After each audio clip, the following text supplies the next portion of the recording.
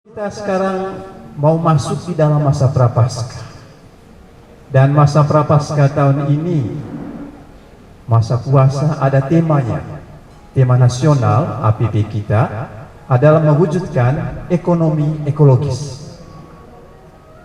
Ekonomi ekologis ini adalah salah satu dari tujuan Laudato Si. Ketika Paus Fransiskus mencanangkan Laudato Si, ada tujuan, salah satunya itu adalah ekonomi ekologis. Baik, kita bicara tentang tema APP mewujudkan ekonomi ekologis. Apa yang menginspirasi munculnya tema APP ini? Yakni peduli akan bumi sebagai rumah bersama. Jadi bumi ini bukan hanya milik manusia, tetapi milik semua makhluk, maka disebut rumah kita bersama. Menjadi persoalan ketika bumi yang adalah milik bersama ini, rumah kita bersama ini, dikelola dengan begitu saja tanpa memperhatikan nilai humanis dan ekologis, harmonis. Ini dia punya inspirasi awal. Lalu inspirasi ini lahir dari sebuah keprihatinan. Pertama, ekonomi yang gagal menjamin nilai kesejahteraan dan tanggung jawab ekologis.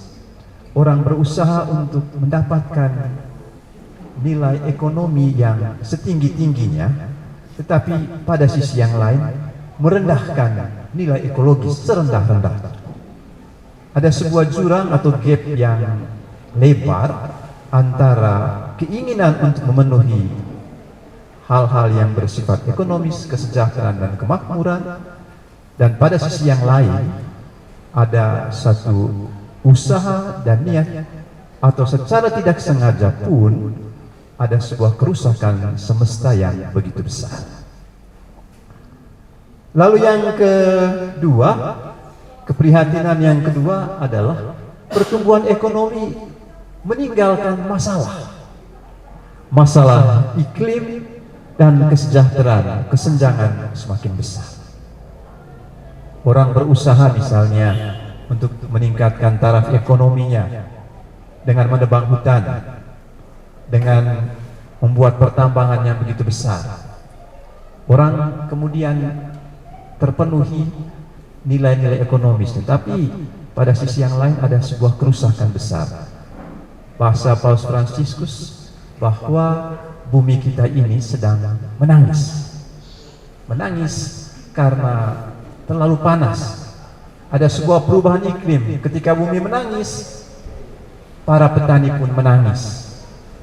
Ada sebuah perubahan iklim, kita tidak tahu lagi kapan harus menanam dan kapan kita bermimpi untuk panen, karena ada sebuah perubahan iklim yang begitu besar dan hal yang tidak biasa terjadi dalam kehidupan kita.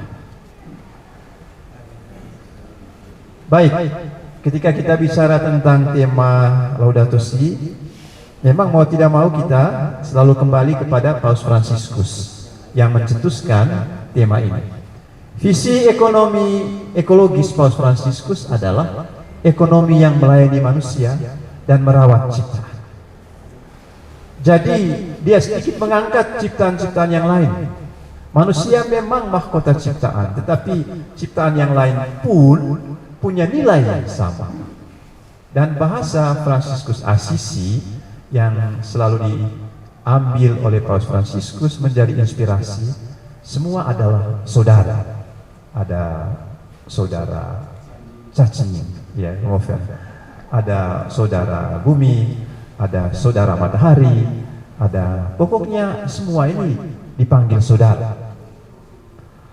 Lalu visi Alkitab tentang bumi yang baik dari Tuhan. Bumi ini adalah anugerah, bukan hanya untuk manusia, tetapi untuk semua ciptaan. Lalu manusia diciptakan menurut gambar dan rupa Allah, dipanggil secara khusus untuk mengolah dan memelihara.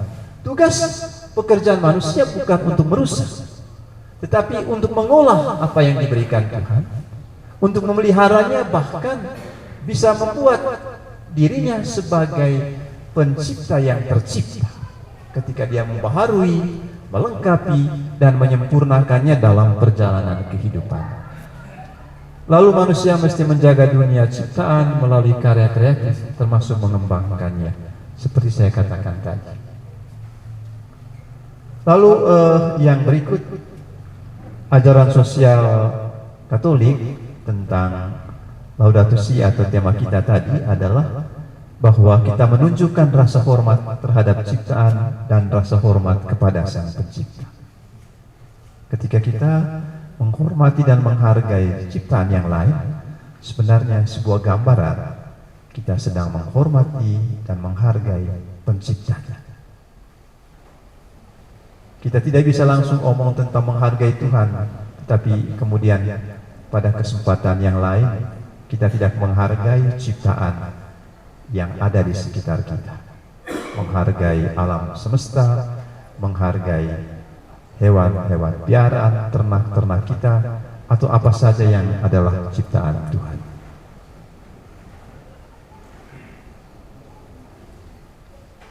Romo Agus marah, tidak bisa berfungsi barang. Baik, gerakan bersama dalam tema ini adalah gerakan yang dapat dilakukan mencakup upaya produksi dan konsumsi berkelanjutan, investasi etis, pengurangan bahan bakar fosil, dan menghindari aktivitas apapun yang membahayakan planet dan manusia, mendukung ekonomi sirkular, dan melindungi martabat pekerja.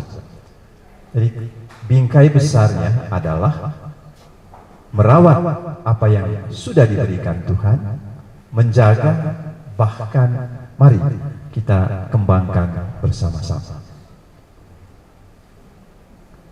Lalu kalau kita coba merefleksikan diri dan perjalanan kita, lalu kita perhadapkannya dengan apa yang menjadi pedoman dalam Laudato Si, lalu dalam tema APP kita ini, kita bisa katakan dan harus jujur katakan bahwa kita sedang berdosa.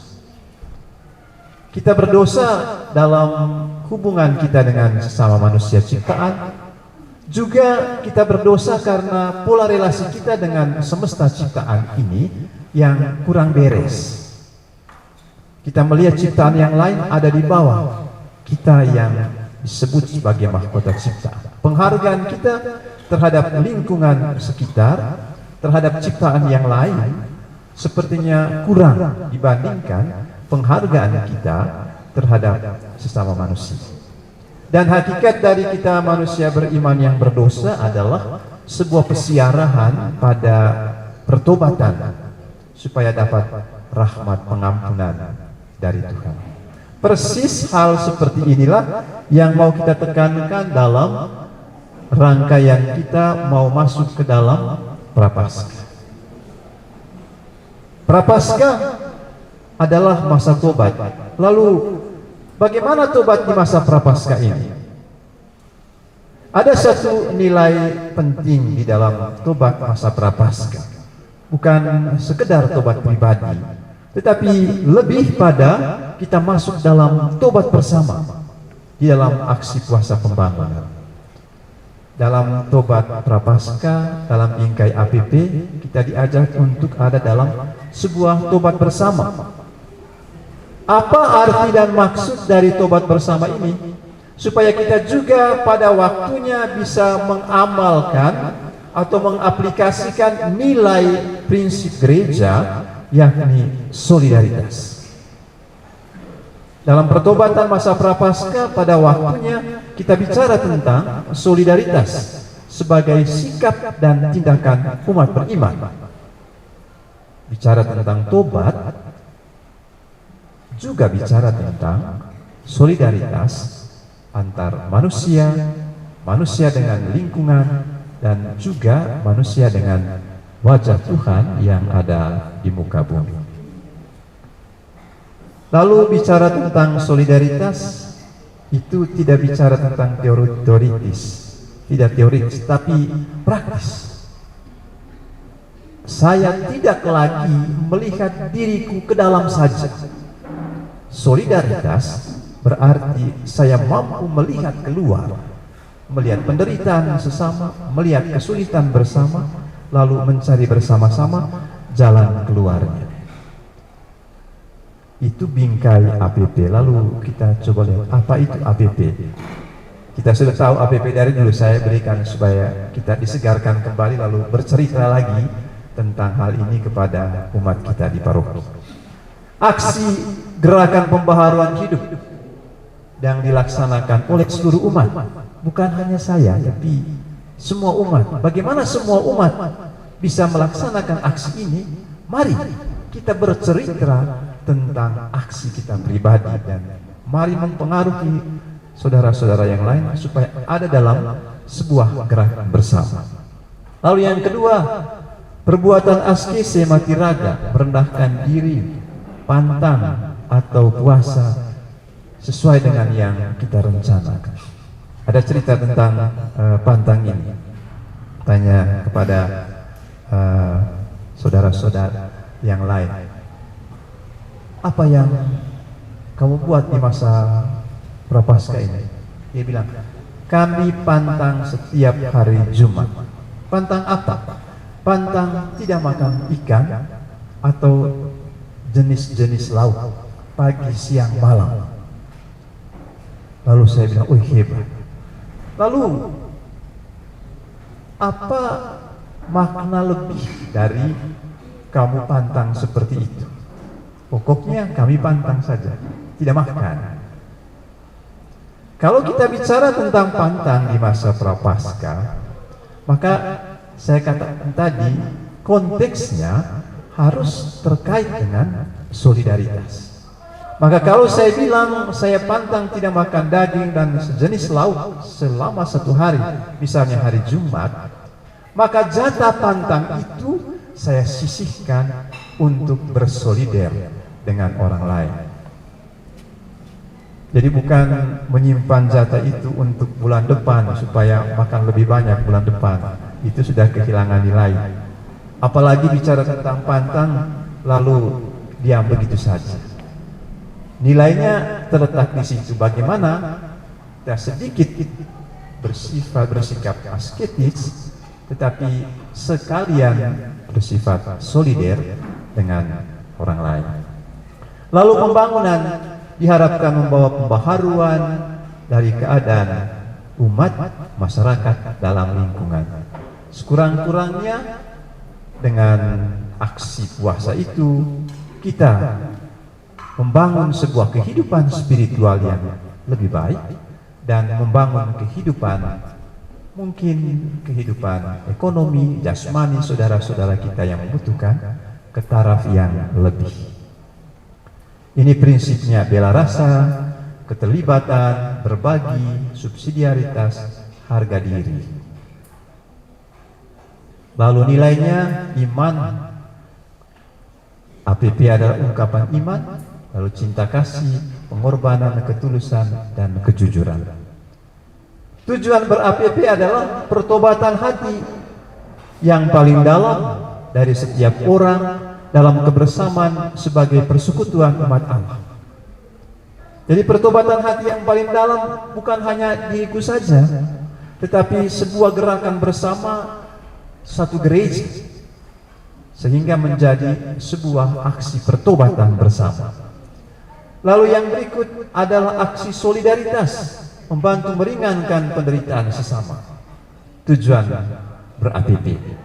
Lalu pembangunan kerajaan Allah, melakukan perubahan sosial, membangun dan mendorong umat atau masyarakat menciptakan dan mengembangkan usaha-usaha yang mampu meningkatkan taraf hidup sosial ekonomi berdasarkan pada nilai persaudaraan sejati, keadilan, cinta kasih, dan berwawasan pembangunan lingkungan. Baik saudara-saudari sekalian, saya sedikit beri penekanan pada aksi solidaritas dan pembangunan ini. Pertanyaan, ketika kita menerima amplop APP lalu kembalikan itu kemana perginya? Saya omong supaya kita terbuka melihat bagaimana kita berderma, khusus untuk derma APP. Uang APP yang kita kirimkan ke paroki lalu diteruskan kepada umat dikembalikan seluruhnya kepada keuskupan. Jadi tidak dibagi-bagi di paroki. Jadi amplop yang diberikan dikembalikan seluruhnya ke keuskupan. Lalu di keuskupan dibuat apa? Ini pembagian, 30% dikirim ke KWI. 15% yang dikirim ini dikirim ke APP nasional, 10% ke DSAK, 5% ke Karin, 15% APP nasional. Ini yang kemudian kita bisa akses untuk pemberdayaan sosial ekonomi masyarakat. Saya sedikit mengambil data tahun 2022, APP kita 1 miliar 30-an juta. Lalu dipakai di tahun 2023. Kurang lebih 15% APP nasional APP yang dikirim ke APP nasional ini kurang lebih 150 juta. Lalu untuk apa uang itu? Di sana itu uang dikumpulkan bersama uang-uang dari seluruh keuskupan di Indonesia, lalu diterapkan sebuah prinsip subsidiaritas bahwa gereja Indonesia mau berbagi kepada gereja-gereja keuskupan-keuskupan di Indonesia. Dan jatah untuk keuskupan kita sebanyak 36 proposal untuk pengembangan sosial ekonomi kelompok umat yang berkelanjutan. Nilainya kurang lebih 1 miliar 100 juta. Jadi uang itu ada, kita tinggal jolok dengan proposal. Bagaimana proposal itu terjadi? Itu ada ketika kita menemukan persoalan, masalah atau kebutuhan di dalam paroki, lalu bersama-sama mencari jalan keluar. Ada berapa paroki saya kira dapat tahun 2023? Paroki Mano, paroki Benteng Jawa, yang ada di sini saya kira siapa lagi? Paroki itu yang ada. Lalu yang berikut 10% DSAK ini dana solidaritas antara keuskupan. Ini juga bisa diakses, tapi ini melalui ekonomi. Untuk misalnya perbaikan pastoral, untuk beli sepeda motor operasional, untuk sound system kapela, kurang lebih 20-25 juta. 5% ini untuk Karina, Karitas Nasional.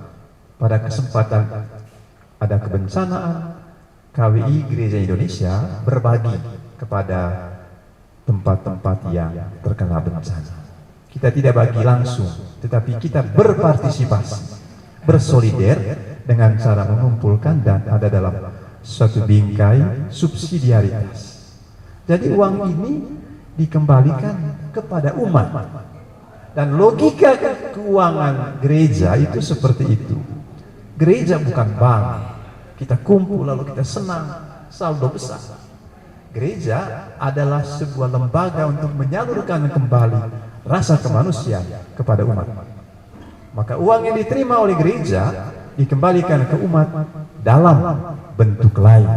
Bentuk lainnya tadi adalah pengembangan program-program pengembangan sosial ekonomi kelompok umat yang berkelanjutan. Ini 30%. Lalu ada 70% ini untuk 20% untuk puspas. Kegiatan-kegiatan puspas selama setahun seperti hari ini.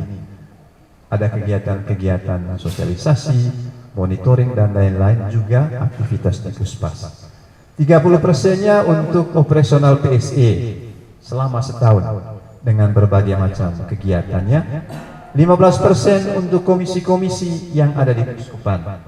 5% untuk Karitas. Ada bencana di mana-mana di keuskupan ini, Karitas bisa bantu seadanya dari 5% ini. Lalu 25% paroki dan kevikepan. Di sini juga kita bisa akses sebesar 7,5 juta per proposal per paroki untuk pemberdayaan sosial ekonomi kelompok umat yang berkelanjutan. Jadi sudah ada kurang lebih 3 pos yang kita bisa menerima kembali uang yang kita masukkan. Demikian pun ke Vikepan, ada kegiatan dia bisa akses 7,5 juta. Lalu cadangan jikalau hal-hal seperti ini sudah terpenuhi, masih ada yang masukkan proposal, masih ada cadangan 5%.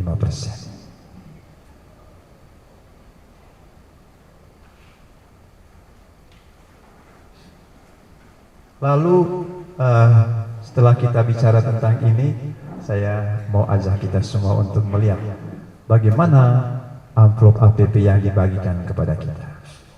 Karena kita adalah penggerak-penggerak di paroki, maka saya kira kita perlu bicara tentang bagaimana pendistribusian amplop-amplop. Kami memberikan skema untuk menjadi pegangan kita, supaya kita lebih gampang dan terkontrol apa yang kita buat di paroki. Pendistribusian amplop ke paroki sebelum Rabu, hari ini kita sudah dapat. Lalu amplop itu ke stasi atau KBG minggu pertama Prapaskah. Lalu kepada umat minggu kedua Prapaskah. Pengembalian amplop ke paroki paling lambat hari Minggu Paskah. Kenapa hari Minggu Paskah?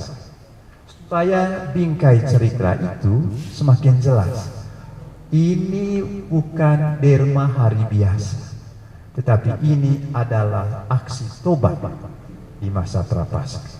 Kita bertobat di masa Prapaskah, lalu kita dapat pembebasan bersama dengan kebangkitan Tuhan di hari Minggu Paskah.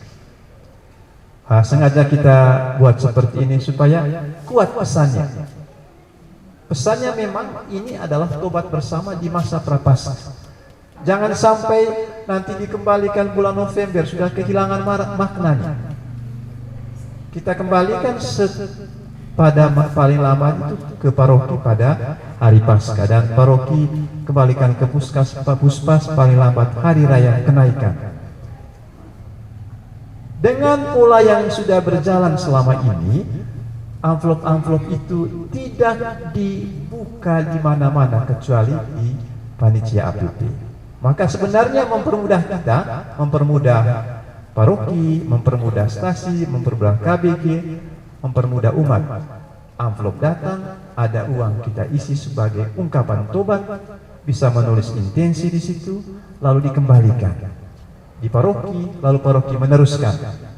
Maka kami buat format tadi, ada 2 sisi yang menerima, lalu tanggal dengan jumlah amplop. Di sisi yang lain, yang menerima tanggal, jumlah amplop, dan jumlah uang.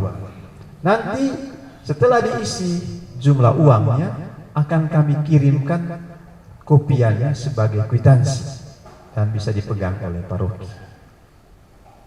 Kita memang berusaha untuk menerapkan ini, bukan hanya untuk mendapatkan bagaimana pemberian umat sebagai ungkapan tobat, tapi juga untuk melihat tingkat partisipasi umat bersolider dengan orang lain selama tahun ini. Kalau solidaritas itu adalah sebuah ungkapan dan nilai iman, maka kita bisa lihat mungkin dengan cara yang sangat sederhana bagaimana peningkatan iman umat kita di paroki melalui keterlibatan untuk bersolider dengan orang lain di tahun itu. Maka ketika kita kumpulkan data itu, kita bisa secara sederhana melihat bahwa ada sebuah peningkatan iman dalam diri umat dalam konteks solidaritas dengan orang lain. Karena iman itu tidak hanya menunduk dan melihat ke dalam diri, tapi mesti mampu melihat dan terlibat bersama orang lain.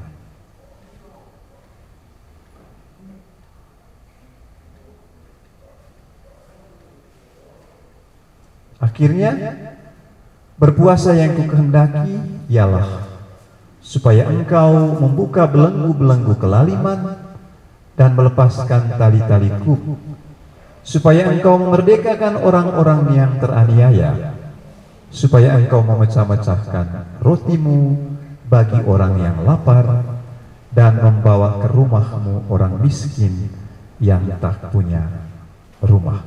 Amin, saudara-saudara. Terima kasih.